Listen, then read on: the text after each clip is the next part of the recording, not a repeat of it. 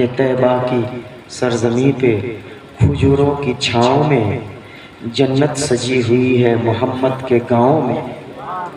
طیبہ کی سرزمین پہ کھجوروں کی چھاؤں میں ہم سب کو یاد رکھنا خصوصی دعاؤں میں، ہم سب کو یاد رکھنا خصوصی دعاؤں میں۔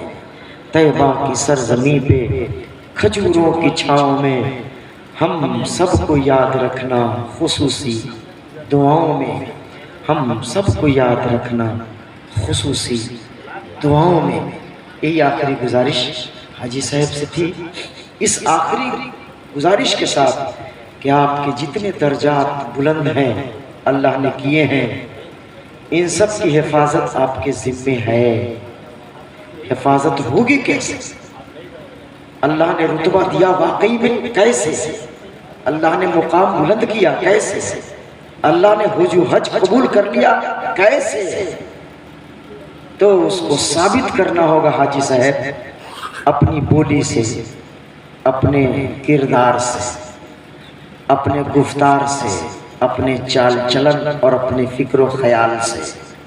وہ اس طرح کہ جو چیز آپ وہاں جا کے دیکھتے ہیں تو اس کو وہیں تک نہیں رکھیے گا، ان چیزوں کو اپنے ساتھ لے کر اس گاؤں تک آئیے گا۔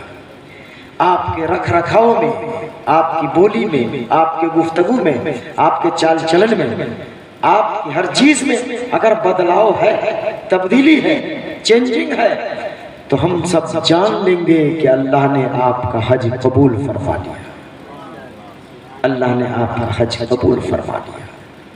یکسر بدل جانا چاہیے، کیونکہ جس گندے کپڑے میں صابن لگا اور جب صابن لگا تو اس کپڑا کو چمکنا چاہیے، صاف رہنا چاہیے، بالکل صاف اور شفاف ہونا چاہیے۔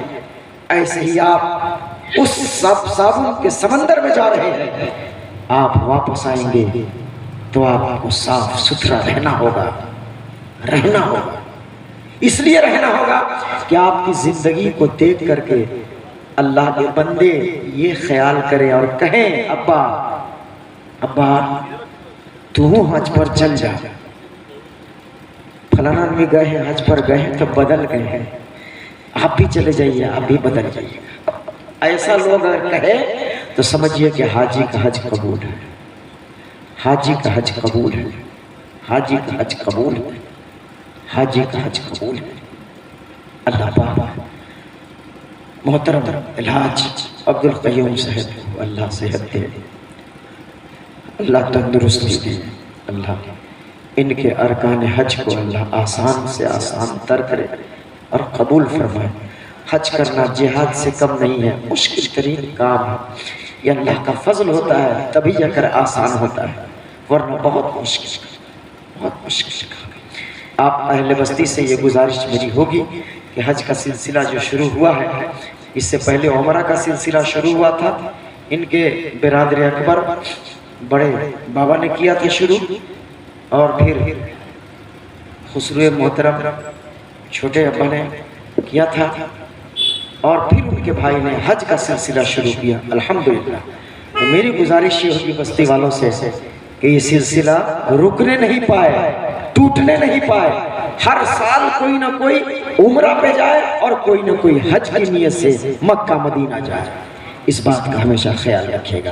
استغفر اللہ لی و لکم ولسائر المومنین، لا الہ الا اللہ محمد رسول اللہ صلی اللہ تعالیٰ علیہ وسلم۔ آئیے ادب و احترام کے ساتھ کھڑے ہوئیے اور بارگاہ رسالت مآب میں صلاۃ